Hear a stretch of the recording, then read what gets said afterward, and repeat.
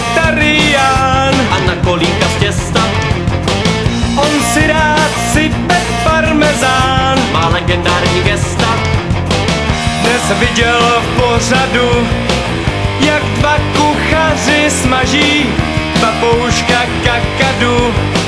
Karel jim hrozí paží. Někdo vaří na ohni a někdo na sporáku. Náš kamarád jménem Karel bydlí v paneláku. Že je to vegetarián, To zvířátka netuší, a tak byl Karel rozsápán. když vařil soju v buši. A nežli dokonal, z hrdla mu lezou steny.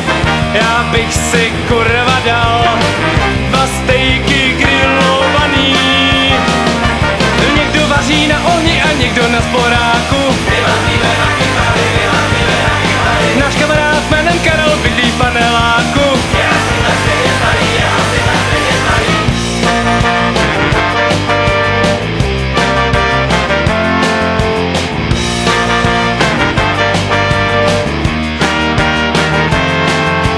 Někdo vaří na ohni a někdo na sporáku. Náš kamarád jménem Karel bydlí v paneláku. Někdo vaří na ohni a někdo na sporáku. Náš kamarád jménem Karel bydlí v paneláku.